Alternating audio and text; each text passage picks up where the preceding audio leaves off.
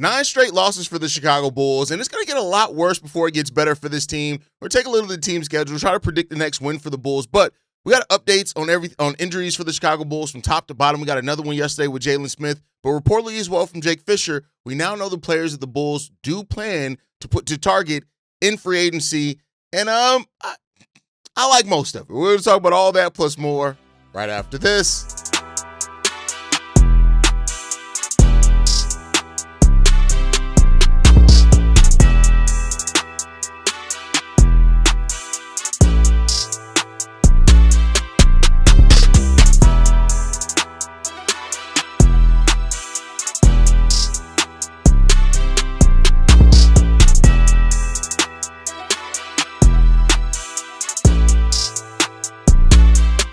What's going on, Bulls fans? Welcome to another episode of Chicago Bulls Central, your number one spot for everything Chicago Bulls related. I'm the host, Darren Hayes, but more importantly, you guys can follow the channel at Bulls Central Pod on every social media platform we happen to be on. With that said, let's go and get into this content for today, y'all. And while the trade deadline came and passed, the rumor mill was crazy on that one. And ultimately, when it came down to it, the Bulls really got nobody that the rumors had them targeting. No Yves Missi, didn't happen in that one at all. No Tari Eason, despite the Bulls reportedly making a nice push to try to get Tari Eason. They weren't able to secure that and get that done. But a number of the players that we heard the Bulls could be interested in the trade deadline, it did not come into fruition. Instead, the Bulls have now their piecemeal roster put together with a bunch of guards that some of those guys are injured, and we're losing the rest of the way. It's basically what it is now. The Bulls reshaped their roster at the trade deadline, but the reshaping, as I've already pointed out in the last couple of episodes, may end up with no long-term pieces out of that reshaping at all. So that means that the Bulls are going to be focused heavily on this offseason and what to do. You have a new crop of insight from Jake Fisher in his recent article, in which he talked about the teams with cap space and what he's hearing about each one of those teams. He grouped Chicago with the Lakers, the Clippers, and the Brooklyn Nets as team with big spending power as well when it comes to the free agent market, and even went so far to say the players that they could be focused in that. He was very particular with the Chicago Bulls, especially as well, right? Noting that the Bulls, they plan to take a plunge into restricted free agency. Now, if you guys have been watching Chicago Bulls Central for a while, you know I pointed out a while ago that restricted free agency is probably the most likely scenario for the Bulls. And it's probably why the Bulls wanted these players with this, focused on, players that contracts still come up at the end. Yes, some of these guys have significant cap holds, but with those cap holds, the Bulls can renounce those. Or in the case of some players like Jaden Ivey, their cap hold goes down the moment that he signs a qualifying offer. So just put it in perspective, so we can just talk about it for what it is. In that is that you got players like Anfernee Simons, for example, who has a significant cap hold of over $40 million. Now, Anfernee Simons is not going to sign for that much, whether it's the Bulls or another team. $40 million is highly unlikely that the cap hold that he's going to end up signing for. It's just the contract he's going to end up signing for. So the moment that he signs with another team or the Bulls renounce rights, it drastically changes in that sense, right? So that's what you're looking at for the Chicago Bulls. Jaden Ivey too has a pretty high cap hold, but the moment he gets a qualifying offer, it's either going to be that the cap hold can go down some. It helps with things like that. So that's what the Bulls are going to be looking for when it comes down to. The Bulls are going to have $10 million beneath the first tax apron outright, right? That's where they're going to be. I'm sorry, that's this year. They're going to have gotta calibrate. They're going to have $115 million beneath the first tax apron, $128 million beneath the second tax apron. Now, we know we're not going to go above the first tax apron, but that's basically what the Bulls are working with, right? And technically, they have negative $86 million in cap space, but again, a lot of that goes away with the cap holds that we just talked about. They get those cap holds off there. The Bulls are going to have some spending power to get flexible, and we've seen it happen before.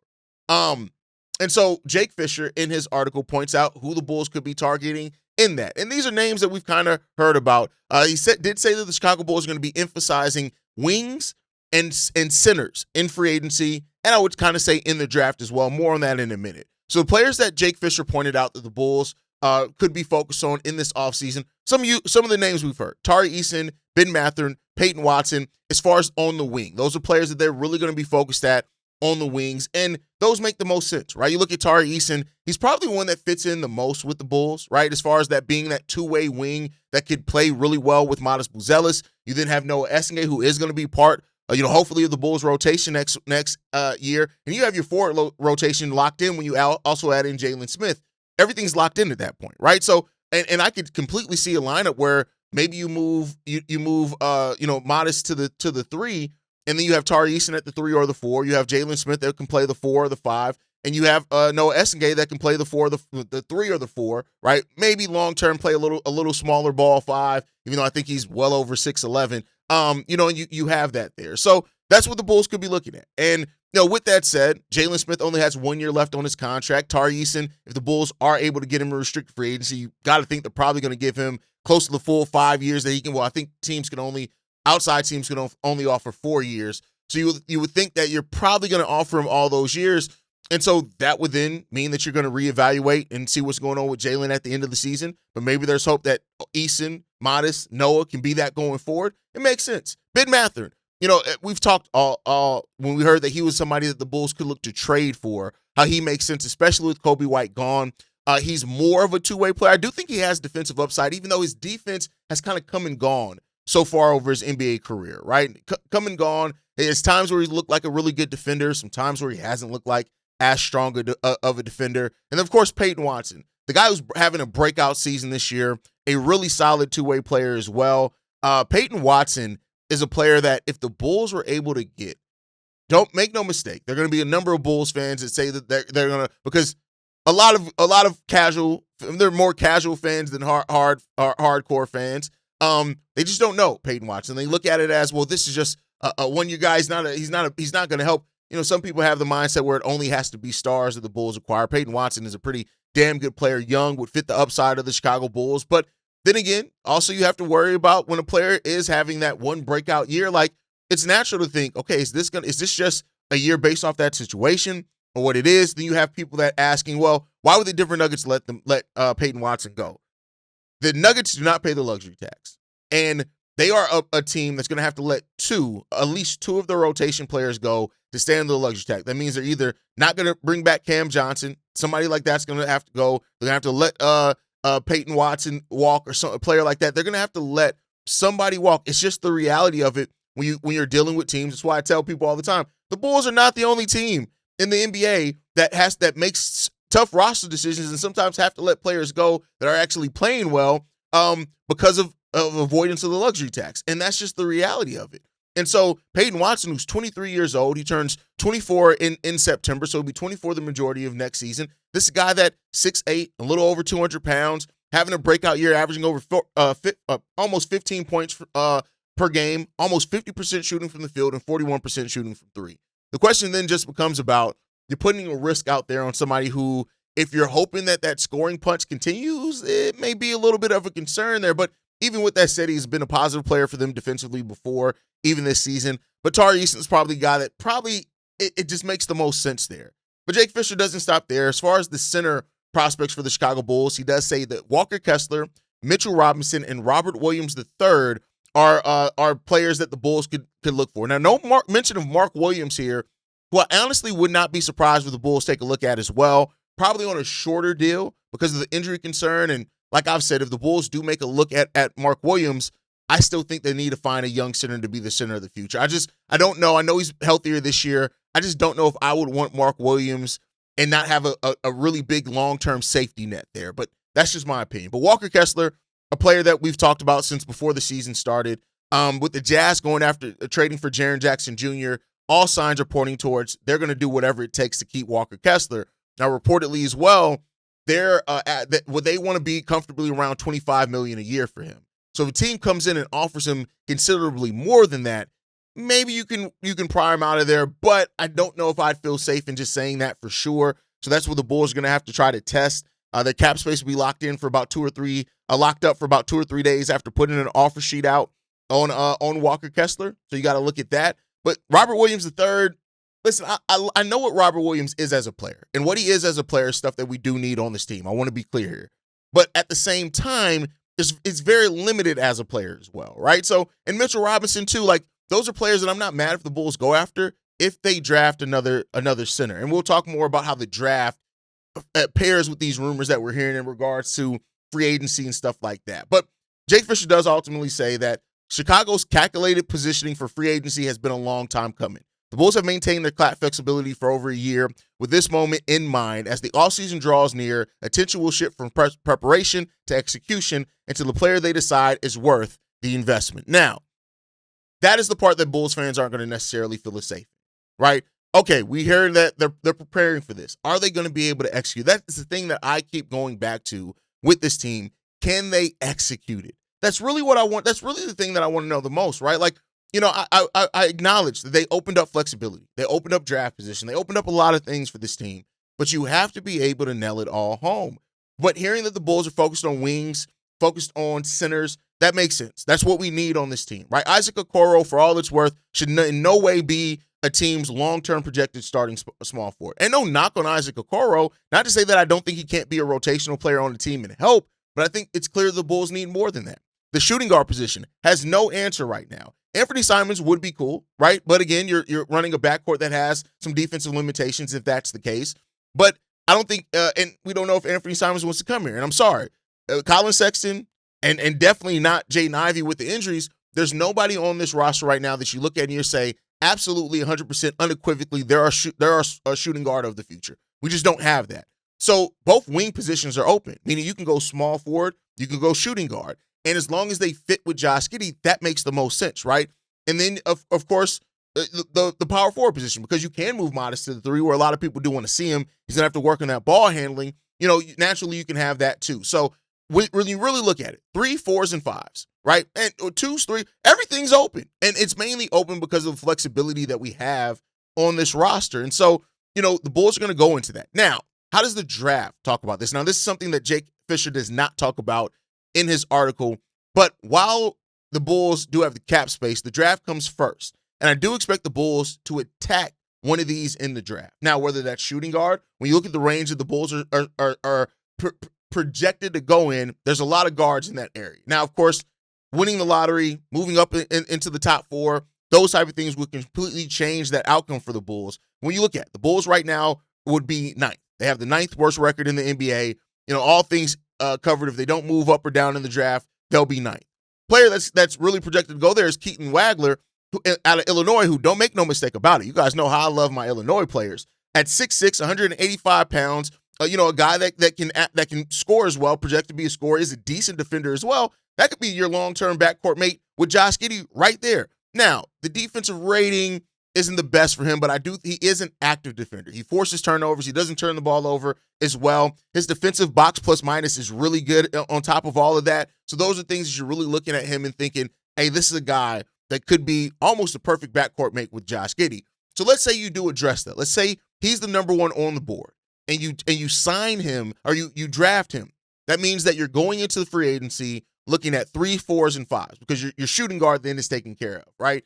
Now, again, this all changes depending on where the Bulls draft at, but where they're slated to draft at right now, there are a lot of guards that's slated to go. So some 4s as well. Steinbach out of Washington is slated to go around that way. Lindenborg out of Michigan is slated to go around that draft area as well. So there are other players that are slated to go around there that aren't necessarily guards. It comes down to the Bulls' evaluation in the draft. And again, that's another place that a lot of Bulls fans don't have necessarily the biggest hope or faith in this front office to be able to evaluate in the draft. And that's why you hear a lot of Bulls fans that want to see the Bulls get into the top 3. People think that the Bulls can't miss if they do that.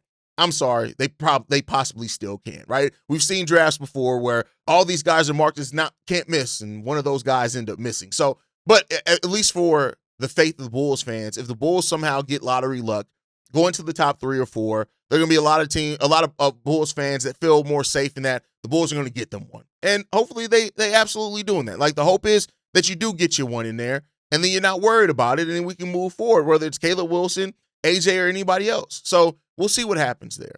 Overall, I'll say this. It's nice to hear that the Bulls have been preparing for this, because you would like to think if you've been preparing years for something, you have your research, you're going to be able, when it's time, as Jake Fisher's parts are there, to shift from evaluation to execution. Hopefully you're ready to do that. But it goes back to, we don't trust this front office. They haven't earned that trust from us. So therefore, it's hard to have faith in a plan, even if they have been planning it for years, because they haven't earned that shit. So we'll see where it comes down to. for this Bulls team, and I hope that they do. I hope that we walk out of this between the draft and free agency, that we walk out of this offseason being like, damn, the Bulls they finally did something. They finally move it. Because again, this isn't going to be a multi-year tank. That's just not happening. This isn't going to be a multi-year tank job for the Bulls. I really don't believe that. This is going to be an era in which I think the Bulls are going to try to get it all done this offseason and then be back in competitive mode and compete mode. And we'll see if they can end up getting that done. But let me know your guys' thoughts on that down below. Hearing from Jake L. Fisher about the thoughts and the plans and all that stuff for the Bulls. What do you feel like this is something that could absolutely work for the Chicago Bulls? Let me know that down below. With that said, let's move on. The Bulls, more injuries coming. Of course, we got word that Anfernee Simons, right before the Knicks game, he was ruled out. He was ruled out with a wrist injury where he only played 13 minutes in the game against the Pistons. As of right now, the severity of the sprain has not been made known. That's the thing to watch out with this one, because the severity has not been made known. To me, that leaves some wiggle room for some fuckery and some tanking fuckery for the Chicago Bulls. So do not, if you get an injury with the Bulls, you're probably just going to be out a week. They're probably automatically going to hold you out a week, because that's probably about as much time as they can hold them out before the NBA starts sniffing around and be like, hey, what you doing over there? Right? So I would not be surprised if Anfernee Simons does end up out for a week or so from the initial injury. We'll see, right? We'll see what happens there. They can bring him back before then, but I just wouldn't be surprised. Jalen Smith went down in yesterday's game with right calf tightness. And we already know how calf tightness has been handled on this Bulls team. Just go and look. You basically miss a week or two off the rip if it's anything to do with a calf. And so I would expect that to probably continue for the Bulls too. So we're already looking at Anfernee Simons maybe gone a week. Jalen Smith may be gone multiple weeks. We've already seen multiple week timelines for that injury multiple times this season for the Bulls. And so it goes to show that, again, the Bulls are going to hold out players as long as they possible, because, again, we are tanking the rest of the way this season. We are valuing and prioritizing the draft position. It's just clear here. And for Jalen Smith, it sucks. Jalen Smith has been such a good player for the Bulls when he's on the court. He's one of the Bulls' best plus-minus players as far as being on-court, off-court, things like that. And it's funny enough, this happens with Jalen the day after Bleacher Report names him as the hidden gem on the Bulls roster. Bleacher Report said this: there's been a revolving door of guards in Chicago thanks to the trade deadline as the Bulls try to establish some core pieces moving forward. Lost in this has been the play of big man Jalen Smith, who's become a steady front court force with his consistent scoring, floor spacing, and defense. The 25-year-old has now scored in double figures in 12 straight games, putting up 13.3 points, 8.4 rebounds, in 26 minutes as a starter and reserve. He's shooting 61% from the two and 45% from three over this stretch, and has a swing rating of plus 14.3 this year, ranking in the 98th percentile. What has this shown? Jalen Smith is a good player, and the pairing with Matas has really worked. If the Bulls find a long-term center this offseason, I would not mind at all. And if they don't go Tari Eason and the rumors, I would not mind at all moving Matas to the 3, Jalen Smith being your 4, and then you having a better 5 there. And if it's a shot blocking 5, a rim running 5, you got a 3, 4, and 5 rotation there. Even throwing Noah Essegate coming off the bench of players that can ball and play and fit really well with Josh Giddey. So, Jalen has been great. And so in a spot that's been previously occupied by Ayo Dosunmu, being listed as the gem so often on this Bulls team, Jalen Smith has been great for the Bulls. There's just no doubt about it. And I'm glad that he's under contract another year. And it just goes to show, right? Jalen was not great last season. He had times of being great last season or good last season, but he was not great. And that was because he was mainly played as center. This season, he's played as much 4 as 5, maybe even a little bit more 4 than 5. And it's just a year now of better knowing how to play off Josh Giddey and the other guards here. Jalen has been great. Now, is that going to continue next season? We'll see, right? Hopefully he does stay up. A young 25-year GOAT, fits the mold of players AK likes to keep around. The youth is there, the experience is there, and he's performing well on both sides of the ball. We need as many two-way players as possible as we go forward. Now, with Jalen's performance, could teams actually come calling? And while people have asked, can you pair P. Will with the first or something, and I think that has negative value, there's a world in which maybe the Bulls pair Trey Jones or Jalen Smith with that number 1, with that first overall pick to move up if they need to. Maybe they pair with the Portland pick to move up if they need to get their guy. There's a lot of options there for the Chicago Bulls. I would not be surprised if he's on the roster or off the roster. I'm about 50-50, and it's not because of his play, though. It's because of how good he has been, and teams get to take a look at that. We'll see what the Bulls do, but because I do see this Bulls team being a team that is focused back on winning next season, I would love to see Jalen Smith stay in the Bulls uniform for a while longer until you need to do something otherwise. I think it goes really good there. And also it's kind of a future-proofing. Like the way that Jalen plays is basically you want Noah Essengay to be a better version of that. And so if that's how Matas and Jalen have played together, future could be bright for Noah and Matas playing together as well, right? Now, before we get out of here, we got one last topic, and that is the Bulls' record right now. The Bulls have lost 9 straight games. 9 straight games. And I was asked on yesterday's post-game show, how much longer could the losing continue? And I think for a long time. I don't see the Bulls winning again until March 8th against Sacramento. That's 5 more games. There's 4 more games before that game. 5 more games before that game. I can see this losing streak going to 14 games. I can realistically see it. Now, the Bulls have played some of these last couple games close at times, but then we know the lineup fuckery has been there. Like, there's just no doubt about it. The lineup fuckery has been there, right? So, we have games against the Hornets, Blazers, Bucks, Thunder, and Suns. That's 5 games against all teams that are either in the play-in or trying to get there. The Bucks are the only team that are out of the play-in race, but they could very well be in there once Giannis comes back. But the Hornets, the Blazers, the OKC, Thunder, and the Suns, they're all either playoff or play-in teams. And guess what? Those are all Western Conference teams as well. It's going to be a tough go here for the Bulls. It's basically what I'm saying. Do not be surprised that this thing could get very, very ugly before it's not going to get pretty any of the season. So there you go. This thing could get very ugly for this Bulls team.